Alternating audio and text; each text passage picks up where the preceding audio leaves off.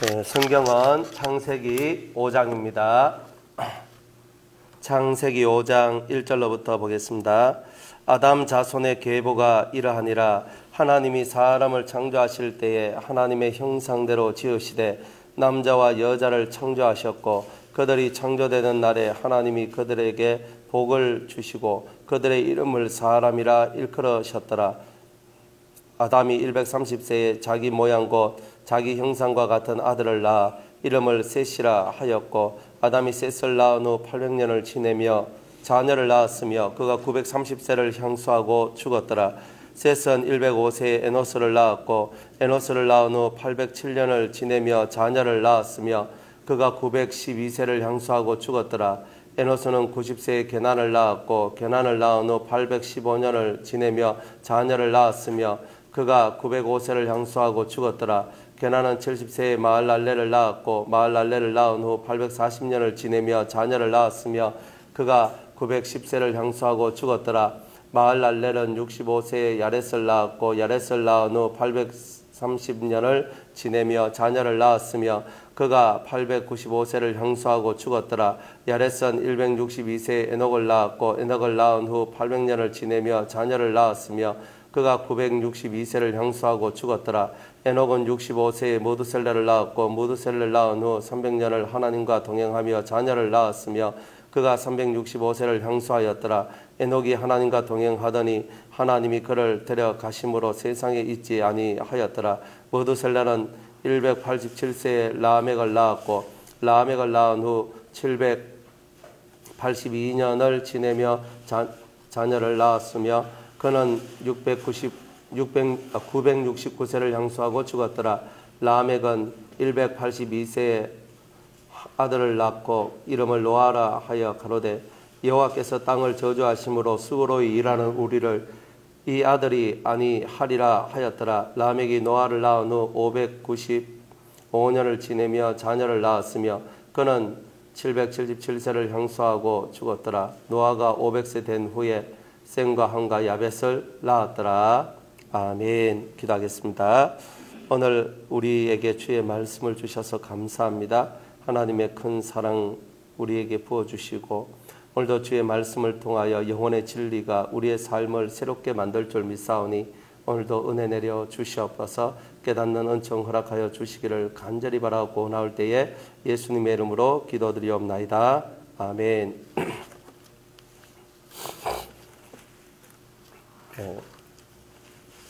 창세기 이제 우리 4장에 그 가인과 아벨의 얘기 그리고 라멕의 얘기를 우리가 이제 함께 은혜를 나누었습니다.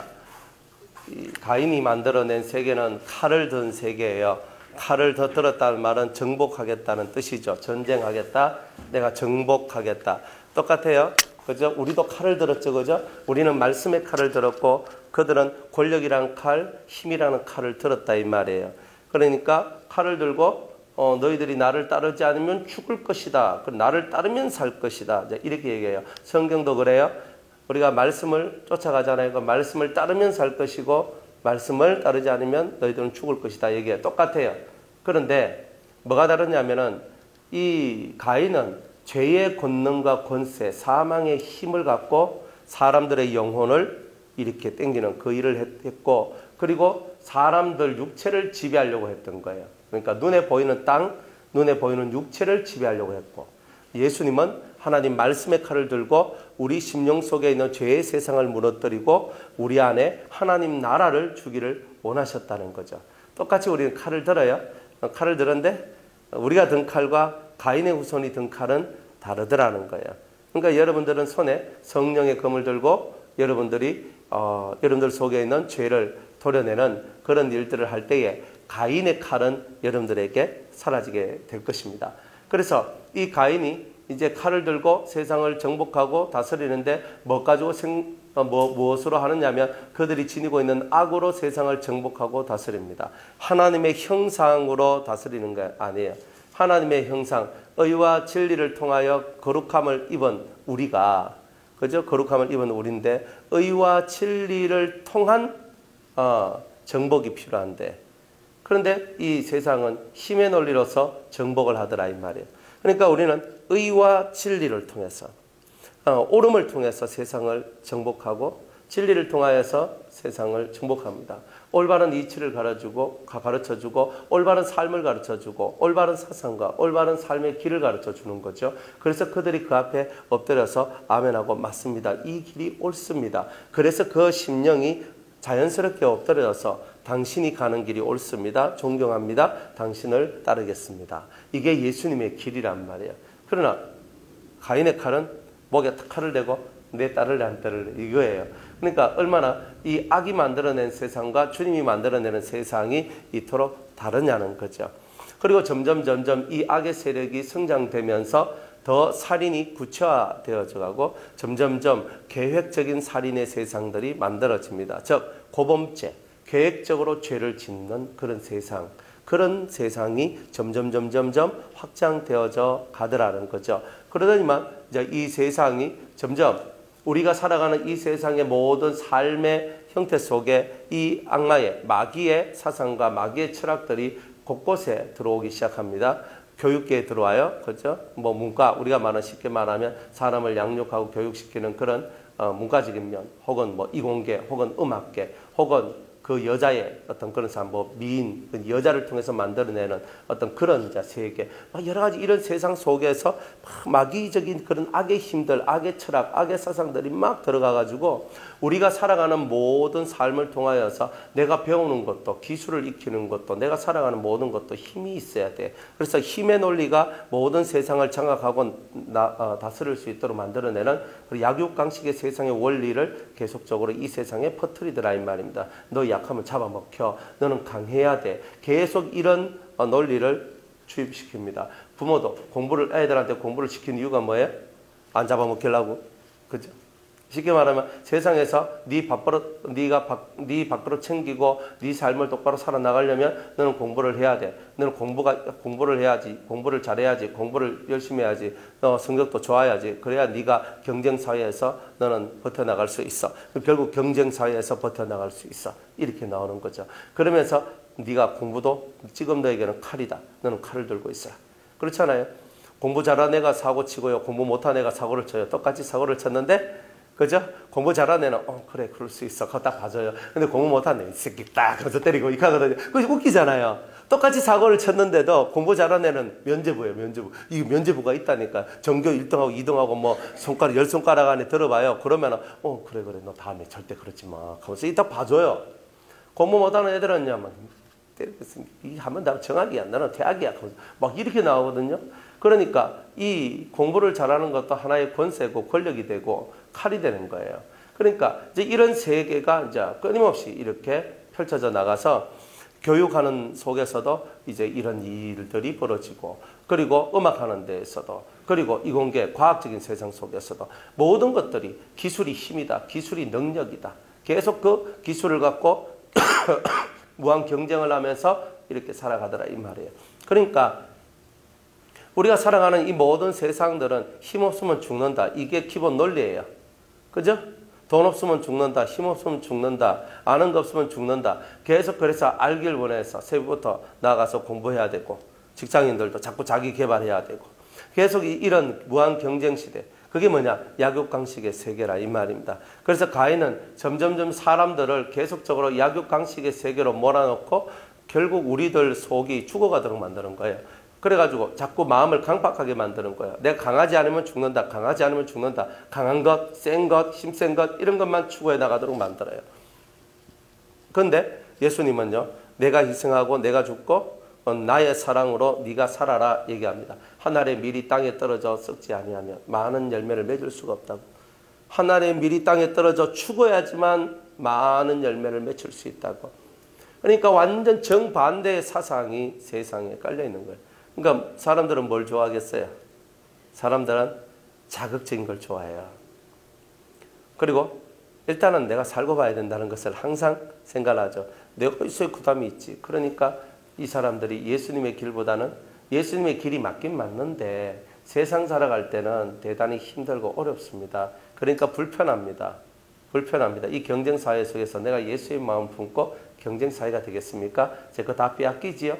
그러니까 저는 그런 거 안 하겠습니다. 저는 오히려 가인이 훨씬 더 낫습니다.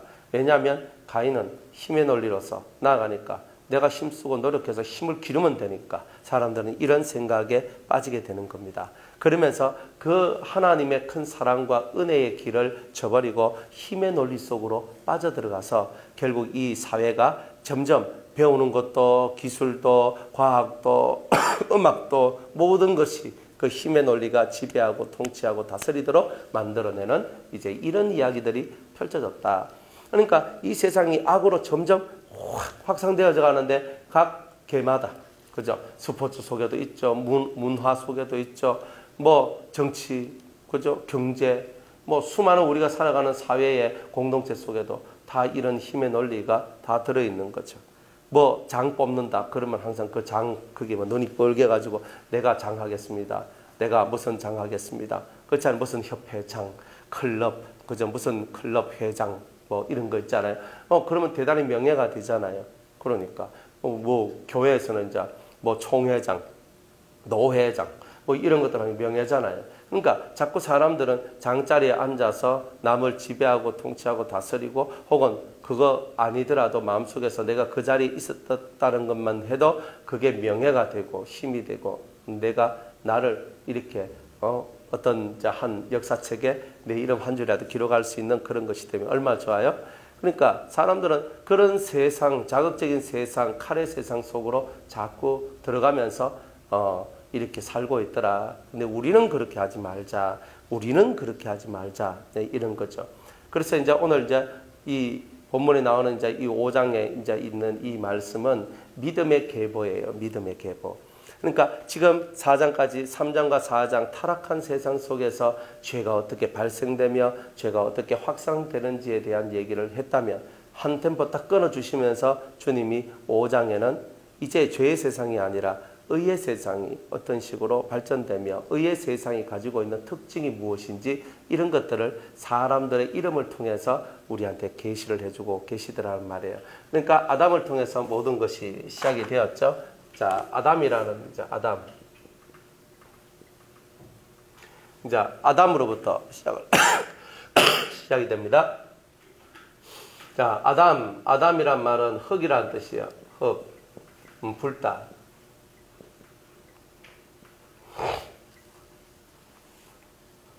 흙은 흙인데 여태 흙은 이제 먼지와 같아요. 네, 흙, 붉은 흙으로 만든 사람. 자, 이런 뜻을 이렇게 가지고 있습니다. 흙이라는 게 바로 이런 뜻이죠. 아담이라는 것이 이런 뜻이죠. 아담이 셋을 낳았습니다. 이제 믿음의 계보는 이제 죽었죠. 누가 죽었어요? 이제 아벨이 죽었잖아요. 그리고 죽었으니까 세상에서는 사라지잖아요. 그러니까 사라지는 것은 하나님이 원치 않거든요. 그러니까 이 셋을 보내주시면서 아벨을 대신했다. 그러니까 대신한다. 대신해가지고 줬어요. 이걸 보고 다른 씨라 다른 씨를 주셨다. 이렇게 얘기합니다. 그래서 셋의 이제 이런 뜻이 이제 다른 씨. 그에게 이제 다른 씨를 주셨다. 이제 이렇게 얘기합니다. 셋은 다른 씨인데 이 뜻은 기초 혹은 토대라는 뜻을 가지고 있습니다. 그래서 첫 번째 이제 아담으로부터 이제 시작되는 거죠. 사람이 이제 시작됩니다. 흙, 먼지다. 그죠? 먼지다. 이 흙의 색깔은 붉은 색깔이다. 그죠? 그걸 만들어진 게 이제 사람이다. 자, 이렇게 시작을 합니다. 그러니까 우린 인생이 뭐냐? 인생은 흙이다. 그러니까 첫 번째, 우리가 하나님 앞에서 뭘 깨달아야 되는가? 우리가 진짜 진리적인 삶을 살려면 사람이 흙, 다른 말로는 먼지라는 것을 알아야 된다는 거죠. 먼지다.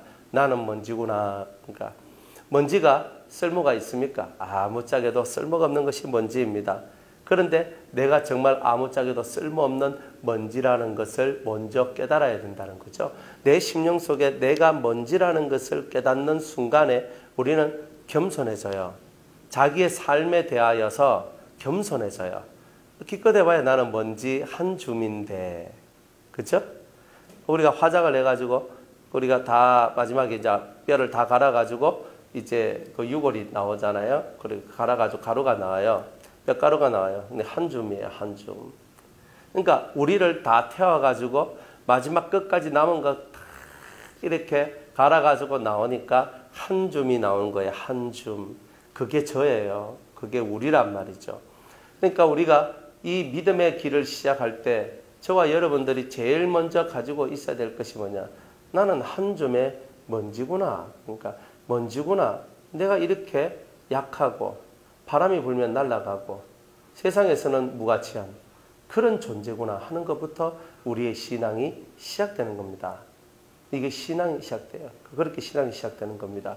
그런데 이런 나한테 주님께서는 불다 하는 말은 피가 우리 속에 들어오게 되는 거예요. 예수의 피가 들어오면서 내가 사람이 되어가는 거죠. 그러니까 여러분들 속에 이 피가 들어옴으로 말미암아 이제 그 피의 생명이 우리 속에 들어오니까 먼지 같은 우리가 이제 형상을 입게 되는 은총이 있게 되는 거예요. 그러니까 쉽게 말하면 예수의 피가 우리 속에 들어오기 전에는 우리들은 먼지다 이 말이에요. 그러나 먼지 속에 피가 들어오면은 그 예수의 피가 들어오면은 그때부터 형상을 만들어지는 거예요. 그러니까 우리 자신의 형상이 만들어지기 시작한다는 거예요. 그래서 이 심령 속에 그렇구나. 예수의 피가 없는 나는 이미 형태가 없는 나, 무가치한 나, 공허한 나, 이런 나구나. 그러나 예수의 피가 내 속에 들어옴으로 말미암아 이제 형태가 갖춰지고 모양이 갖춰져서 정말 사람 앞에 보여질 수 있는 내가 되는구나. 이런 거죠. 물이 변하여 포도주가 되었죠. 사실 물속에 포도를 집어넣어도 포도주는 안 되죠. 그죠? 저는 옛날에 포도주를 물속에 포도주를 오랫동안 넣어두면 저는 포도주가 되는 줄 알았어요. 어릴 때. 그런데 어머니가 포도주를 담는데 그냥 포도를 넣고 포도 넣고 설탕 넣고 확 잠가버리더라고요. 그래가지고 오랜 시간 지나니까 포도주 됐다고 그러더라고. 또 어떨 때는요, 이렇게 설탕하고 포도를 재놓고, 그 다음에 나중에 소주를 확 붓더라고요. 그리고 포도주를 만든대요. 물을 붓는 것이 아니구나. 이제 그렇게 알았어요. 아무리 물에 포도를 넣는다고 포도주가 될 수 있는 것은 없어요. 물을 떠가지고 갖다 주니까 포도주가 되었더라. 이건 화학적인 변화가 일어났습니다. 화학적인 변화도 물이 1000만 번, 100만 번 화학 변화를 일으켜도 포도주가 될 리는 없어요. 포도주가 될 리가 없단 말이에요. 색깔 자체가 완전히, 그 구성 자체가 완전히 바뀌었다는 거잖아요. 그러니까 우리가 진화는 뭐예요? 여기서 이렇게 자라났구나. 뭐 이런 거거든. 좀 더 이쪽으로 변형됐구나. 뭔가 하나의 기본 토대가 있어서 점점 자라나고 점점 바뀐다. 그런 건 진화라고 하거든요. 그런데 이거는 물이 변하여 포도주가 된 것은 진화가 된 것이 아니라 근본이 뒤바뀌었다는 거죠. 예수님 손에 예수의 피의 은총이 우리 속에 들어오면은 물이 변하여 포도주가 되듯이 우리 자신의 근본 자체가 바뀌어지기 시작하는 거죠. 여러분의 삶의 토대가 바뀌어지는 거예요. 기본적인 삶의 운영 방식이 달라지는 거죠. 여러분들이 예수 믿기 전에 여러분이 살아가는 삶의 방식과 예수 믿고 난 후에 살아가는 삶의 방식이 사뭇 다른 것처럼 여러분들을 이끌어가는 모든 삶의 길들이 달라지기 시작하더라 이 말이에요. 그러니까 이런 얘기들은, 그래서 아담이 흙으로 만들어졌는데 또 불다라는 뜻을 갖고 있거든요. 그러면서 또 사람이라는 뜻을 갖고 있단 말이에요. 그러니까 이것이 그냥 우리가 히브리 단어를 우리가 공부하다 보니까 먼지, 흙, 혹은 불다, 혹은 사람이다. 그냥 이런 뜻이 있다 하는 것으로 끝나는 것이 아니라 이 속에는 깊은 하나님의 철학이, 하나님의 사상이 들어있더라는 거예요. 그래서 예수의 피가 들어와야 우리가 형상을 만들고 모양이 만들어진다. 그리고 예수의 피가 들어올 때에 내가 진짜 사람이 된다는 거예요. 그래서 예수의 피, 그러니까 항상 예수의 피, 어떤 영도 예수의 피를 외칠 때 다 떠나갑니다. 예수의 피는 선한 성령의 역사는 예수의 피를 불러들이지만, 좋아하지만 악령은요 예수의 피를 무진장히 싫어해요. 왜? 그거는 무한한 생명이기 때문에. 그래서 그 피의 능력이 우리 속에 들어올 때만 우리는 사람이다. 그러니까 피가, 예수의 피가 우리 속에 들어오지 않으면 사람으로서의 가치는 사라지는 거예요. 먼지예요. 너는 흙이니 흙으로 돌아가라 하는 그 먼지일 수밖에 없는 거예요. 그러니까 우리가 얼마나 감사합니까? 내 안에 예수의 피가 있고 그 피의 권세를 믿고 있는 믿음이 있다는 것이 얼마나 아름다운 얘기입니까? 이제 그런 아름다움의 얘기가 이제 아담으로부터 시작이 되었다는 거죠. 사람 되는 길이 이제 시작되는 거죠. 두 번째, 셋이에요. 셋은 다른 씨라고 하는데 이 다른 씨인데 이 뜻은 뭐냐? 기초와 토대라는 뜻을 가지고 있어요. 모든 신앙의 이 흐름은요. 기초가 튼튼해야 돼요. 기초가 튼튼해야 돼요. 그 기초는 뭐냐? 다른 씨라는 거예요. 여러분들 이 다른 씨라는 말은 우리는 다 너희는 너희 아비 마귀에게서 났다라고 했던 그 마귀의 씨를 우리는 다 가지고 있는데 마귀의 씨가 아니라 다른 씨예요. 마귀는 불신하고 불순종하고 경건치 못한 삶을 살도록 만들어낸다면 이것에 반대되는 이 다른 씨, 셋이 가지고 있는 이 다른 씨는 온전히 하나님을 믿도록 만들어내는 씨다 이 말이에요. 그래서 이 다른 씨의 이름을 보고 우리는 뭐라고 얘기하냐면 믿음이라고 얘기한다는 거예요. 그래서 믿음이라는 씨를 저와 여러분들은 얻었어요. 세상 사람하고 우리가 구별되는 것, 세상 사람하고 우리하고 구별되는 이유는 우리 속에 그들이 가지고 있지 않는 믿음이 있기 때문이에요. 그러니까 여러분들이 나는 아무것도 없어요. 저는 능력도 없어요. 저는 은사도 없어요. 저는 힘도 없어요. 괜찮아요. 믿음이 있으면 되는 거예요. 그러니까 진실로 주님을 믿으세요. 진짜 주님은 살아계시거든요. 정말 하나님은 살아계시잖아요. 그 하나님을 진심으로 믿으면 그 하나님이 우리를 위하여 역사하신다는 거예요. 정말 그 하나님을 믿어야 돼요. 하나님 우리를 위하여 이렇게 역사하실 줄로 믿습니다. 그 믿음이 역사를 만들어내는 거죠. 그러니까 하나님은 우리가 믿음을 갖고 있는 것만큼 더 좋아하시는 것이 없어요. 우리가 불을 끌어내리고 우리가 능력을 발휘하는 것보다 우리가 믿음을 가진 것을 훨씬 더 하나님은 좋아하십니다.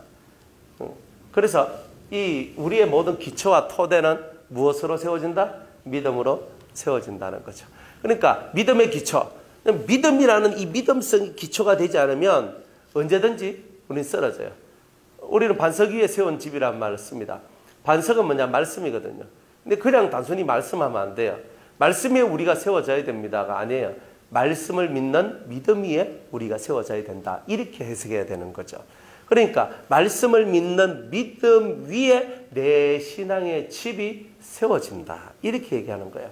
그러니까 여러분의 기초는, 여러분의 토대는 과연 무엇을 두고 있느냐? 바로 믿음을 두고 있다는 거죠. 그래서 오늘도 믿습니다가 되어야 됩니다. 예수님께서 역사를 일으킨 수많은 사람들이 있어요. 수많은 사람들의 공통점이 있어요. 그 공통점이 뭐냐면 나는 주님을 믿나이다. 나는 주님을 믿나이다. 여러분들 주님을 믿나이다요. 그게 있어요. 근데 제가 성도님들한테 그저 이게 신앙 상담하고 얘기를 하면서 집사님 진짜 주님을 믿어요? 움찔거려요. 실제로. 그죠? 권사님 진짜 주님을 믿습니까? 아멘. 그죠? 진짜 주님을 믿느냐는 거예요. 99% 믿는 거 말고 1%의 의심도 없는 0.1%의 의심도 없이 그 예수님을 정확하게 믿느냐? 확실히 믿느냐? 이 부분에 우리는요. 매일매일 확정을 가져야 돼요. 성경에 수많은 주옥과 같은 말씀이 있어도 안 믿으면 나하고 상관없잖아요. 뭐 죽은 자를 살렸다. 내가 뭔 상관이 있어야 믿어지질 않는데. 오병이의 사건, 보리떡 2개와 물고기 2마리와 보리떡 5개, 오병이어로 남자만 5,000명을 살렸어요. 나하고 뭔 상관이 있어요. 믿음이 없는데. 그런데 믿음이 있으면 지금도 보리떡 5개와 물고기 2마리를 통하여 수없는 사람들을 살릴 수 있음을 그들은 믿는 거죠. 그러니까 우리는 우리 속에 믿는다 하지만 실제로 얼마만큼 믿는가를 봤을 때 사뭇 그 믿음이 저는요 이까지는 믿기는데 요거는 안 믿어져요. 항상 요래요. 사람들이. 대부분의 사람이 이까지는 믿어지는데요. 그거는 좀 믿기가 참 난해하고 어렵습니다. 믿음의 세계는 우리한테 이해를 구하는 세계가 아니죠. 그러니까 네가 믿고 따라올래? 아니면 못 믿고 떨어질래? 아주 심플한 세계죠. 그러니까 여러분들은 진짜 주님을 믿느냐라는 이 말에 여러분들은 확고하게 아멘으로 화답할 수가 있어야 돼요. 진정 이 심령 속에서 아멘. 진짜 여러분이 믿음으로 아멘 하는 순간에 온몸에 전율이 쌓여. 성령의 감동이 막 확 내려오면서 내가 스스로 증거를 얻어요. 맞습니다. 하나님은 살아계시고 저는 그 살아계신 하나님을 믿습니다. 그러니까 이 속에 믿습니다. 그거든요. 뒤돌아서면요. 그래요. 사람들이 예배당 안에서는 믿습니다, 믿습니다 하다가 예배당 문 열고 딱 현실로 들어가면 이래야 되거든요. 그러니까 우리의 믿음은 예배당 믿음이지 현실의 믿음이 아닌 거예요. 그러니까 예배당 안에서는 다 믿음이 있어요. 어쨌든 얼마나 믿음이 좋은지 막 할렐루야 믿습니까? 그러면 아멘 그 우렁찬 목소리가 예배당을 진동시켜요. 근데 예배당 문을 열고 딱 나서 현실로 딱 들어왔을 때 좀 전에 말했던 믿습니까? 아멘이 내 속에서 이미 사라지고 없더라는 거예요. 여러분들은 믿음이라는 다른 씨를 가지고 계십니까? 다 있어요. 이거를 극대화시켜야 돼요. 그러니까 여러분들 속에 있는 믿음의 세계가 자라나고 자라나고 또 자라나도록 하는 게 뭐예요? 들음이라는 거예요. 그래서 성경 구약에는요. 내 목소리에 청종하라 이렇게 말씀하시는 거예요. 들어라. 내 목소리를 들어라. 내 음성을 들어라. 내 음성을 들을 때 너희들은 마음을 강팍하게 하지 말라. 왜? 믿음을 자라게 해야 되고 믿음을 만들어내야 되기 때문이다. 이렇게 얘기하고 계시는 거예요. 그러니까 우리는 하나님의 말씀을 듣는 것은 내 믿음을 키워나가는 것이고 있게 만드는 것이고 키워나가는 것이고 그죠? 그것을 완성시켜 나가는 그런 것이 바로 들음의 이야기다 이 말이에요. 그러니까 하나님 말씀을 여러분들이 지겹든지 힘들든지 어렵든지 뭐 여러 가지 수많은 환경이 있다든지 그러나 그 모든 것을 여러분이 뛰어넘고 그 말씀의 세계로 심취해서 들어오면 여러분들 속에 말씀을 들을 때마다 믿음이 팡 올라오고 팡 하고 올라오는 거예요. 그러니까 이런 믿음의 세계가 여러분들 속에서 만들어질 때에 여러분들이 무너지지 않아요. 사람은 하체가 이게 되게 중요하잖아요. 하체 힘이 없으면 어때요? 흔들흔들 거린단 말이에요. 근데 하체가 굳건하면 흔들리지 않아요. 탁 쳐도 딱 서 있어요. 탁 쳐도 딱 서 있어요. 하체가 견고해야 되는 거예요. 토대가 견고하다는 뜻이에요. 하체가 부실하면 삶이 부실해질 수밖에 없는 거죠. 몸이 부실하다 하는 것은 하체가 부실하다 하는 말하고 똑같아요. 그러니까 자기의 토대가 부실한데 뭐가 되겠어요? 믿음이 부실한데 뭐가 되겠어요? 그러니까 들어라. 하나님 말씀을 들어라. 우리가 그 말씀을 들음으로 말미암아 이 속에 믿음이 자라나게 된다는 거죠. 저는 믿음이 안 자라나요 라고 얘기를 합니다. 안 들어서 안 자라나는 거예요. 저 많이 들었는데요. 그러면 그 말씀이 그리스도의 말씀이 아니든가? 그러면 그리스도의 말씀을 들으면 여러분들은 틀림없이 자라게 되어 있습니다. 그러니까 말씀을 들었다. 그럼 자라납니다. 그런데 아무 말씀이나 들었다. 자라난 건 아니에요. 그리스도의 말씀을 들으라. 이래 얘기합니다.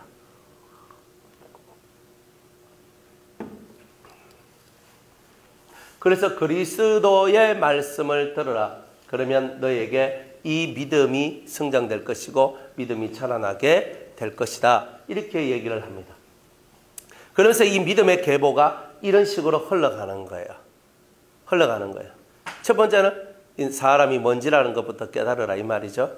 예수의 피가 없으면 모양과 형상이 만들어지지 않고 사람으로서의 기능이 상실된다는 것. 1번은 이거예요. 그래서 첫 번째 모든 신앙의 출발은 예수의 피로 시작하는 거다. 그 다음에 예수의 피가 여러분들 속에 딱 들어오면 그 다음에는 믿음이 굳건해져야 되는데 그것은 다른 거 없어요. 들어야 믿음이 생겨요. 성도가 교제하는 것도 뭐예요? 성도가 서로 교제함으로써 여러분들 속에 뭐가 생겨요? 믿음이 생기죠. 아, 너가 남편 오늘 뭐 반찬 뭐 해줬노? 이런 얘기하려고 우리가 모이는 게 아니잖아요. 그죠? 너가 아들 공부 잘하나? 어떻게 교육시키노? 이거 하려고 우리가 모이는 건 아니잖아요. 신앙의 덕을 세우기 위해서 저희들이 만난다 이 말이에요. 신앙의 덕이 세워지기 위해서 만난다. 그래서 신앙의 덕이 세워지기 위해서 만나요. 그래서 서로 만나서 입에서 믿음의 말들을 서로 하면서 저 사람의 믿음이 내 속에 들어와서 내 귀에 들리잖아요. 듣잖아요. 저 사람의 은혜로운 삶, 은혜로운 그 믿음의 삶의 말씀들이 들림으로 말미암아 내 영혼이 힘을 얻고 용기를 내어서 나도 하죠. 그러니까 이렇게 하면서 신앙이 자라는 거 아니에요? 그러니까 듣는 게 없으면 안 돼요. 설교도 들어야 되고 때로는 성도와의 교제를 통한 그 들음도 필요한 거예요. 그러니까 버릴 것이 없어요. 똥도 그죠? 약에 쓸 수 있거든요. 그죠? 그런데 그것을 맨날 무시만 하고 있으면 안 돼요. 옛날에 다 똥 퍼가지고 밭 다 뿌리고 다 했는데 똥을 무시하면 안 되잖아요. 무엇이든지 간에 우리가 무시할 건 하나도 없어요. 그래서 다른 시 믿음을 여러분들이 가지고 있느냐 이렇게 주님은 보시는 거예요. 그 다음에 셋이 그 다음에 누굴 낳냐면 105세 때 에노스를 낳는다 이렇게 얘기를 합니다.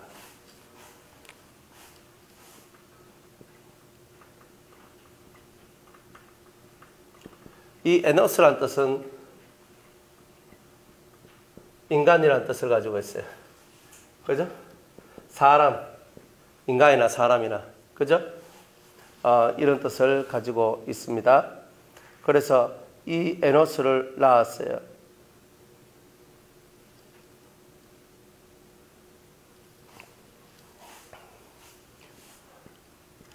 이제 우리가 하나님 앞에 믿음을 가짐으로 말미암아 이제 참 사람이 되는 그 길로 들어서게 됩니다.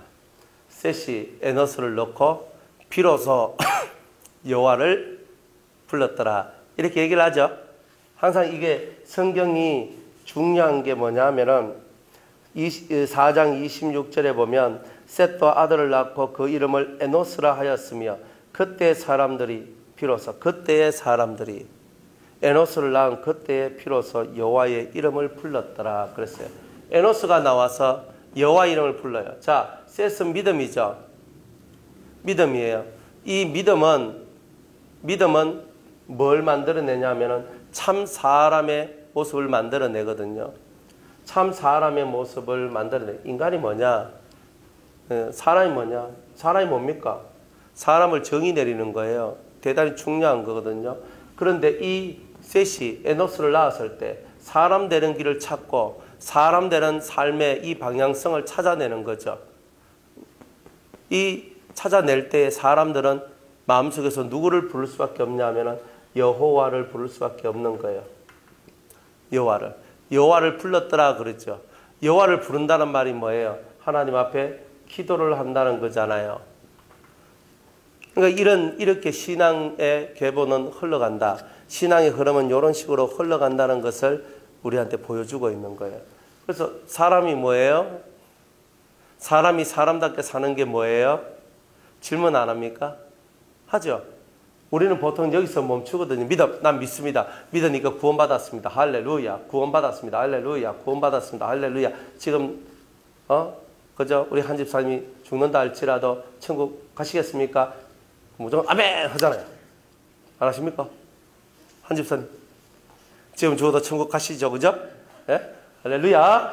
우리는 다 천국 백성입니다. 지금 죽어도 우린 천국 가는 천국 백성입니다. 할렐루야. 그러면 사람들이 그때 다 아멘 해요, 그죠?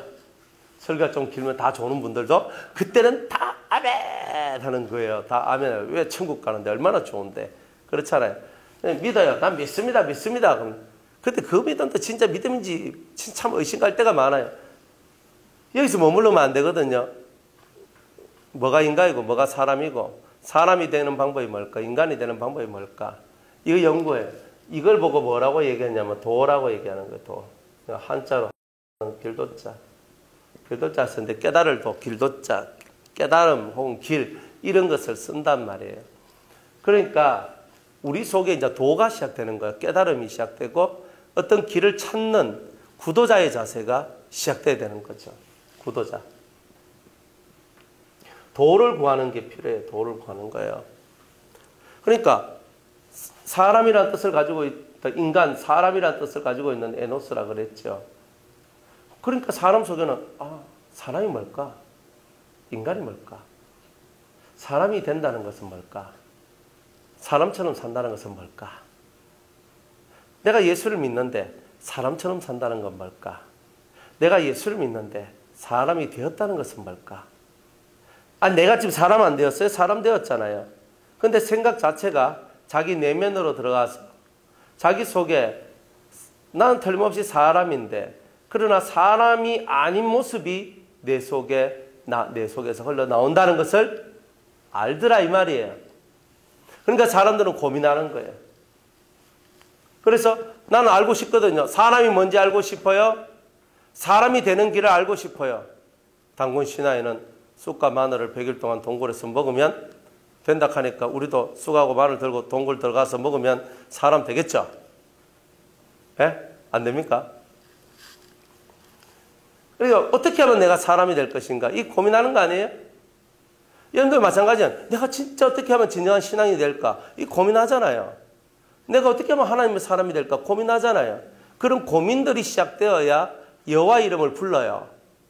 고민 없는 사람이 하나님의 이름을 불러야 될 이유가 전혀 없잖아요. 하나님, 난 사람 되기를 원해요. 난 짐승이 싫어요. 제가 어떻게 하면 사람 될 수 있을까요? 하나님 앞에 묻기 시작하는 거예요. 하나님, 하나님, 하나님, 하나님. 여호와 이름을 불렀더라. 도를 구하는 거예요. 하나님 어떻게 해야 돼요? 방법을 구하는 거예요. 제가 어떻게 해야 사람 돼요? 제가 어떻게 해야 짐승의 굴레에서 벗어나요? 제가 어떻게 해야 사람처럼 살 수 있어요? 몸뚱아리는 사람인데 제 정신과 제 마음은 사람이 아니에요. 주여 저를 불쌍히 여겨 주시옵소서. 주여 나를 불쌍히 여겨 달라고 이렇게 우리는 말하면서 나가는 거예요. 이게 바로 에노스의 이야기다 이 말이에요. 그러니까 여러분들 속에는 진짜 구도자의 자세가 있습니까? 정말 알고 싶어서 하나님을 찾는 그 부르짖음의 기도가 여러분들 속에는 있느냐는 거죠. 선에 대하여서 말씀을 드렸죠. 선은 하나님을 찾는 것이 선이다. 하나님을 믿는 것이 선이다. 그 믿은 하나님이 어떤 하나님인가를 아는 것이 선이다. 내가 그 하나님을 안 것을 삶 속에 실천하는 것이 선이다. 이 네 가지가 그대로 이어져서 우리의 삶을 움직일 때에 우리는 선한 사람이에요. 착한 사람이에요. 조금 더 위험 있는 말로 고치면 의로운 사람이에요. 의로운 사람을 두 자로 고치니까 의인이에요. 이렇게 되어가는 거죠. 그러니까 우리는 의인이 되기 위한 삶을 구하는 거죠. 그게 구도자의 자세입니다. 그래서 이런 구도자의 자세가 우리 속에 만들어질 때에 그 다음에 신앙의 삶들이 우리 속에 이제 꽃이 피기 시작하는 거예요. 이 세 번째, 이 구도자의 자세가 만들어지지 않는 사람은 여기서 딱 머물러요. 믿음밖에 얘기 안 해요. 심령이 가난한 자가 뭔지 생각 안 해요. 애통하는 자가 뭔지 생각 안 해요. 내가 왜 온유해야 되는지 생각 안 해요. 내가 왜 의에 줄이고 목말라야 될지 생각 안 해요. 내가 왜 저 사람을 불쌍히 여겨야 될지 생각 안 해요. 내 마음이 깨끗하고 청결한 세계를 만들어야 되는데 그거 생각 안 해요. 내가 화평케 해야 되는데 화평케 하는 거에 대해서 생각 안 해요. 의를 위하여 핍박을 받으면 까불어지고 때로는 배도를 하면서 살아가요. 그건 구도가 아니죠. 그 사람은 믿는다는 말은 갖고 있는데 실제적으로는 믿음이 없는 거죠. 믿음이라는 껍데기를 갖고 있어요. 이 믿음이라는 껍데기, 이 상자 속에, 상자의 이름이 뭐냐 하면 믿음이에요. 믿음이라는 상자 속에 들어있는 이 알맹이가 있어야 되는 거잖아요. 그런데 우리는 믿음이라는 이 말은, 상자는 갖고 있는데 그 상자 속에 들어가 있어야 될 내용이 없는 거예요. 그 내용이 바로 도예요. 도. 십자가의 도. 그죠? 예수 그리스도가 가지신 그 십자가의 도. 그 도라는 거. 주님이 나는 길이요라고 말씀하셨던 그 길이 우리 속에 채워질 때 믿음이라는 상자 속에 채워져야 될, 믿음이라는 상자 속에 채워져야 될 내용이 이렇게 만들어지게 되는 것이다. 그래야 선물 상자 있어요. 선물 상자, 믿음이 리본 달고 꽃 달아가지고 딱 상자를 딱 준비했어요. 그래가지고 선물로 줍니다. 자요, 선물이에요. 집사님 받으세요라고 했는데 그 사람이 선물을 탁 열고 탁 열었는데 빈 상자네, 안에 내용이 없단 말이에요. 그러면 그걸 받은 사람, 그걸 가진 사람은 껍데기는 화려하지만 실속이 없는 바로 그런 상자를 가진 거나 다름이 없더라. 그러니까 여러분들 속에 이 상자 안에 뭘 채워넣어요? 말씀의 깊은 깨달음들을 이 믿음이라는 상자 속에 집어넣을 때에 이 믿음이라는 상자가 묵직하해가 다른 사람한테 선물로 줘도 그 사람들이 기뻐 받을 만한 선물이 되지 않겠는가. 그러니까 마음에 주의 말씀을 깨달은 이 깊은 깨달음들이 도가 되어서 사람들 심령에 전달되어질 때에 그 사람들의 심령이 살아나는 은혜의 역사가 일어나더라는 거예요. 근데 이런 이야기들이 여러분의 삶 속에 만들어질 때에 셋의 계보까지, 그죠? 이 단계까지 여러분들이 내려왔다. 자, 이렇게 말을 할 수가 있는 겁니다. 그 여러분들 셋까지 내려오셔야 되잖아요. 그죠? 지금 이미 셋까지 내려오셨어요. 이제 이 다음에 뭔 말이 나올지 몰라도, 그죠? 이 다음에 또 뭐 필요한 말들이 또 나오겠죠. 그러니까 기본이란 말이에요. 기본. 우리가 가져야 될 기본적 신앙의 토대, 그저 믿음 위에 여러분들이 하나님 말씀이라는 그 깊은 깊은 하나님 말씀에 대한 깨달음, 이런 것들을 채워 넣어서 여러분들 상자를 가득가득 채워 넣는 이 일을 해야 된다는 거죠. 세 번째 단계까지 이제 이런 이야기들이 나옵니다.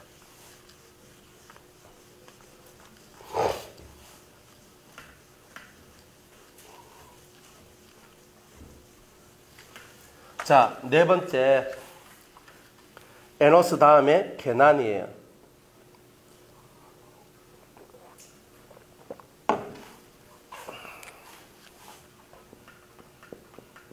네 번째는 게난이에요. 게난의 뜻은 광대한 소유다 하는 뜻을 가지고 있어요. 게난. 자, 여러분들이 도를 깨달아요. 그죠? 그 제가 깨달음의 제곱법칙이라고 제가 하나 만들어낸 거 있잖아요. 그죠? 깨달음의 제곱법칙. 이게 뭐냐? 깨달음이 하나일 때는 하나가 나오지만, 그죠? 열매가 하나예요. 근데 깨달음이 2개가 되면 4개가 돼요. 깨달음이 3개가 되면 8개가 되고요. 깨달음이 100개가 되면 10,000개가 돼요. 깨달음이 1000개면요, 100만 개, 공이 6개가 돼요. 어마어마한 얘기잖아요. 이 깨달음의 제곱법칙이라고 하는데, 여러분들이 이 땅에서도 많은 소유를 얻고 싶어하고 많은 것을 갖고 싶어해요. 제가 옛날에 차가 없었거든요. 차가 없으니까 하나님 저 차 한 대 주세요. 근데 난 돈이 없어요. 근데 돈이 없는데 차는 너무 몰고 싶어요. 왜? 운전면허를 땄거든요. 운전면허를 따니까 차를 너무 몰고 싶은 거예요. 아버지, 왜 저는 차를 못 몰죠? 근데 제가 직장을 다니고 있었는데 그 사장님의 친척 중에 한 분이 옛날에 프레스토락 하는 차가 있었어요. 진짜 요즘 말하면 완전 깡통차인데요. 완전 너무 오래됐어요. 그때 당시 제가 살 때마다 10년이 더 된 차였거든요.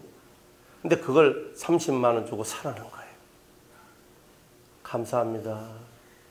그래 제가 처음으로 프레스토라는 중고차를 10년 먹은 중고차를 샀어요. 그래 샀는데 잘 갔어요. 기름 넣고 잘 갑니다. 근데 가다가 서요. 이상하다. 기름 게이지는 기름이 항상 있는데 얘가 섰어. 이거 고장났나? 그래 정비공장 차 정비하는 사람 불러가지고, 아니 이 차가 이 게이지를 봐도 요만큼 있는데 요만큼 있는데 이 차 섰다면서 이거 어디 고장나는 거 아이가? 아무래도 고장난 데가 없어. 그래도 이 사람이 가서 휘발유 좀 사보이자. 그래 휘발유 사가 딱 부어. 그래 하니까 되는 거라. 이게 게이지 고장입니다.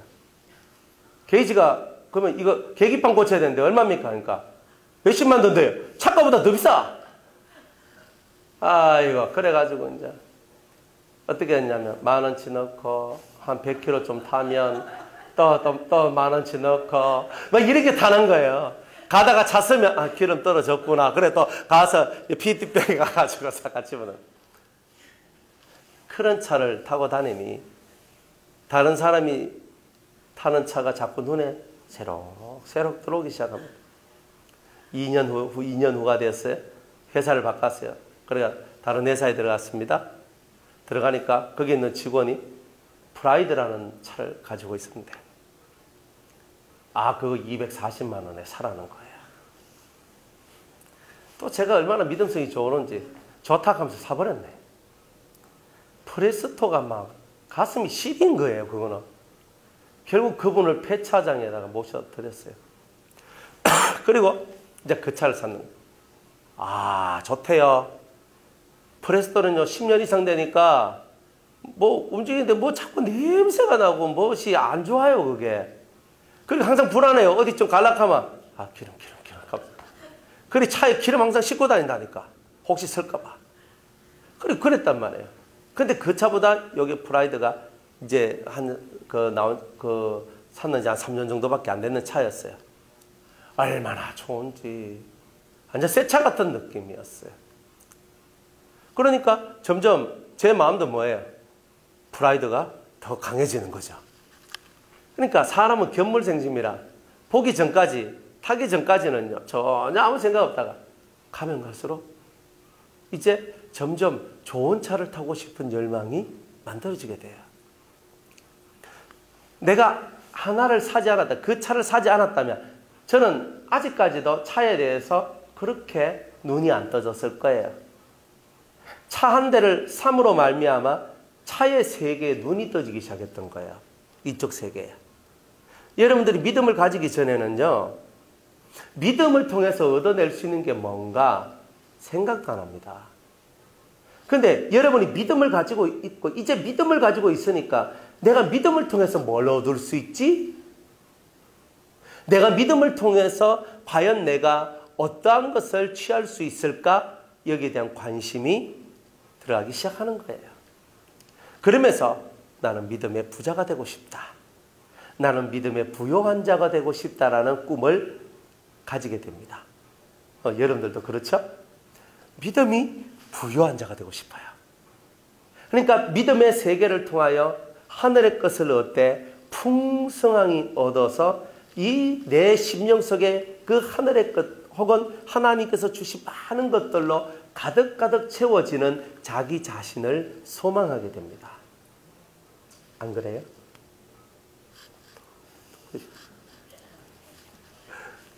그게 광대한 소유예요. 꿈이 생기는 거죠, 이제. 주님, 저는 하나님이 주신 진실한 소유가 있기를 원합니다. 이 땅의 것은요, 내가 쥐고 있어도 결국 낡아지고 새하얘지고 부서지고 파괴되어지거든요. 우리 집만 세딱하게 좋습니다. 지금 우리 대구에 있는 우리 공동체 지었어요. 2008년도에 지었거든요. 이제 올해 11월 25일 되면 준공된 지 10년이 딱 돼요. 처음엔요, 새 집이다. 얼마나 좋았는지 모릅니다. 1년 지나고 2년 지나고 5년 지나고 벽에 금이 가기 시작하더니 타일이 뚝뚝 떨어지기 시작하고, 그러니까 멋이 이제 자꾸 에러가 나기 시작하는 건 뭔가, 그죠? 밑에 이 복도 타일이 있는데 갑자기 폭탄 터지듯이 뻥 터져요. 그게 압이 차가지고 타일이 뻥 터져버려요. 그래가지고 또 공사하고. 그래, 옛날에는 처음 졌을 때는 새 닦아야 너무 좋다. 지금은요, 사는 거예요. 사는 거예요. 그러니까 계속 살다 보니까 새 집인지 헌 집인지 이런 개념이 없어요. 처음에는 새 집이다 하지만. 그러니까 살고. 그러니까 내가 아무리 이 세상 좋은 것을 가지고 살아봐야 10년도 못 돼서 벌써 내 마음에서 벽에 금 같다. 바람이 송송 들어온다. 우풍이 와 이리 심하노. 이런 것들이 생성되더라고요. 그런데 믿음의 세계에서 얻어지는 것은요, 사라지질 않아요. 어떤 사람이 방언을 받고 불을 받았어요. 그래 처음에는 방언도 받고 불 받고 막 좋았거든. 와 하면서 우 하다가 이제 사회생활하고 직장생활하고 막 하다 보니까 기도를 안 하게 됐거든요. 그러니까 방언도 계속 안 하다 보니까 방언이 소실돼 버렸어요.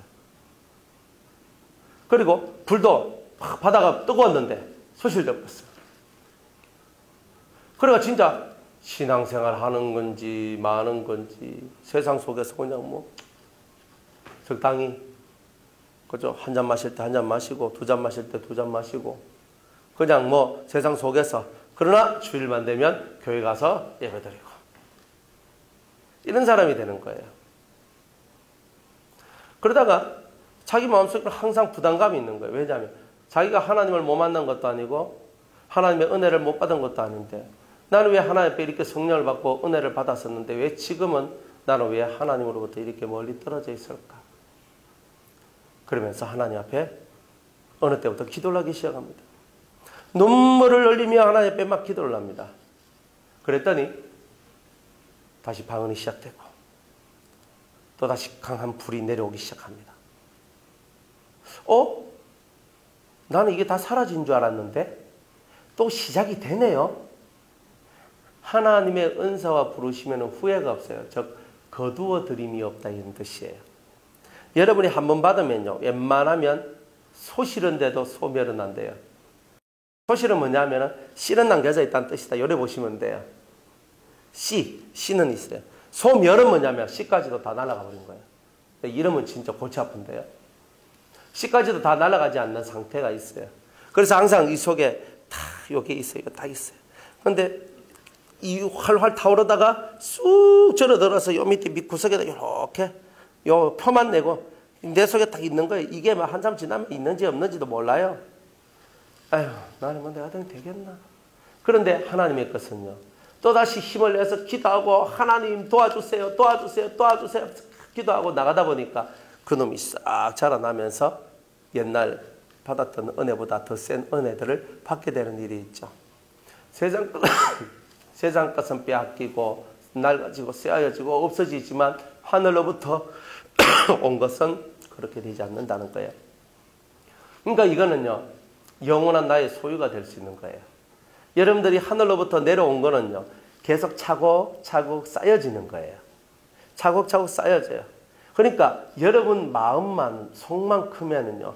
계속 쌓여지다 보면 여러분들의 창고 속에 가득 채워질 때쯤이면 여러분들의 소유가 너무나 풍성한 소유가 될 것이라는 거죠. 그러니까 여러분들이 일단은 하나님부터 받아내야 되는 거예요. 아니 뭐 그것이 작고 크고가 문제가 아니에요. 일단 받아놓고 보는 거예요. 은혜는 받아놓고 보는 거예요. 성령도 받아놓고 보는 거고 어떤 능력도 받아놓고 보는 거예요. 그래야 일단 내 속에 딱 들어오면 요놈은요. 힘은 약해질지언정 사라지진 않거든요. 우리가 진짜 마귀한테 홀가닥 넘어가가 하나님 배반하고 떠나지 않는 이상은 그런 건 없어요.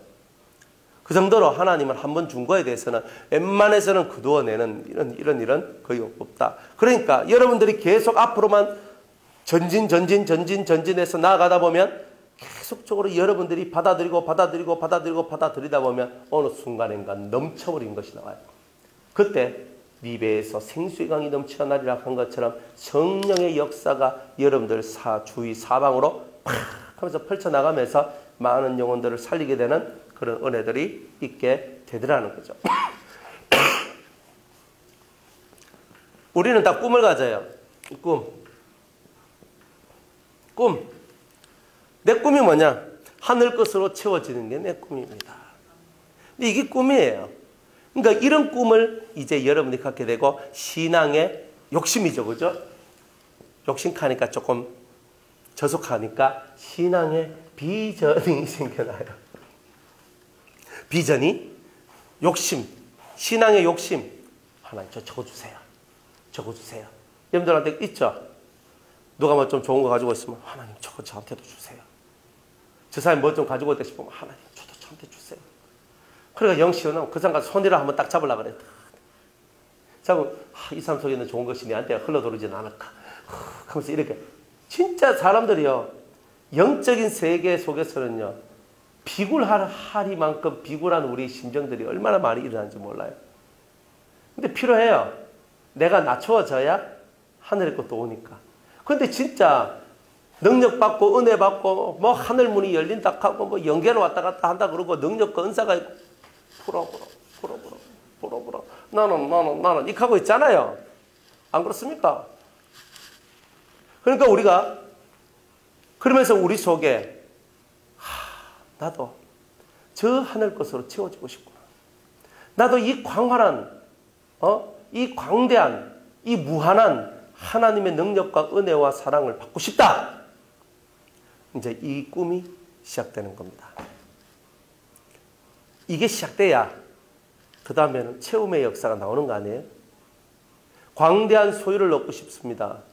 저는 제가 진짜 신앙의 부자가 되고 싶습니다. 신앙의 부유한 자가 되고 싶습니다. 이거 없는 사람이 뭔가를 얻어낼 수 있을까요? 일단 시작은 그렇게 시작하는 거예요. 나중에 가면 이제 그런 내가 영적인 부자가 된다, 부요함을 얻는다 하는 것조차도 비워야 될 그 단계가 있어요. 그때 비우면 되는 거예요. 그 전까지는 꿈이 있어야 돼요. 비전이 있어야 돼요. 꿈과 비전이 있는 사람은 뭐가 나와요? 열심히 나오지. 이마에 땀을 흘리는 열심이 나오는 거예요. 하나님, 제 소유가 광대해지기를 원합니다.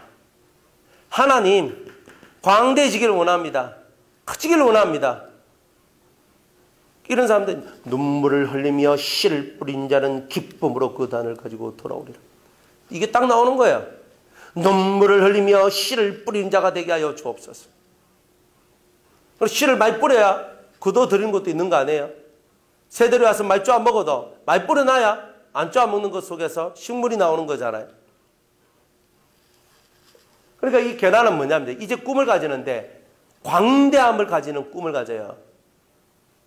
신앙은요, 투쟁이에요. 우리가 전전에 나가는 전투예요. 높은 고지가 있는데, 이 높은 고지가 있는데, 아, 이거 너무 높다. 이거 위에 올라가노. 이거 경사가 너무 경사가 가파른데 위에 넘어가노. 중간에 심 박으면서 가는 거예요. 암벽 등반하는 사람은 심 박잖아요. 정을 박아가지고 고리 딱 해가 찡찡 해가 밟고 올라가고 시간 좀 느리지만 난 여기 가고 싶어서 나는 그 일을 하는 거죠. 남들이 미쳤다 그래요. 와 저거 저런 짓 와 하노. 자기 속에 목표가 있으니까. 하나님의 나라는 너무 광대해. 하나님이 너무 커요. 그 크신 하나님께서 주신 것들 작게 줘도 내가 담기에 크다 이 말이에요. 어쨌든 그 많은 하나님으로부터 내려오는 많은 것들을 받고 싶은 이 열망이 있을 때 여러분들은 기도가 나오게 되고 하나님을 향한 충성이 나오게 되고 하나님을 향한 열망이 여러분들 속에 불이 꺼지지 않는 거예요. 여러분들 속에 불이 꺼지지 않을 때 여러분들 틀림없이 광대한 소유를 얻게 될 겁니다. 불이 꺼졌으면 빨리 붙여야죠. 지치지 마세요. 내가 웃지 않았잖아요. 지치지 마세요. 내가 아직 내가 소유를 하지 못했잖아요. 나는 저것을 얻기까지 저는 쉬지 않겠습니다. 아니, 나쁜 놈들도 나는 바울을 죽이기까지는 절대 밥을 안 먹겠습니다 하고 달려드는 놈이 40명이나 있었는데 나쁜 짓도 그렇게 다 하는데 우리는 의롭고 좋은 것들을 하고자 하는 사람이 중간에 지치고 중간에 포기하면 되겠습니까?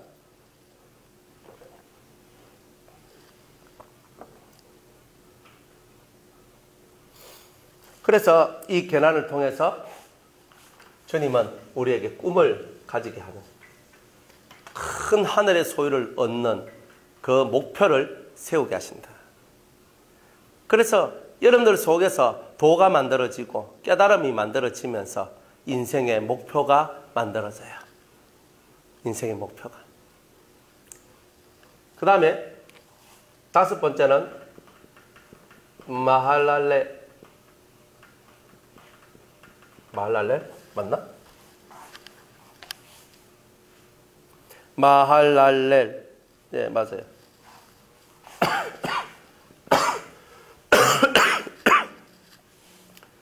이제 게난이 마할랄렐을 낳습니다. 하나님 앞에 꿈과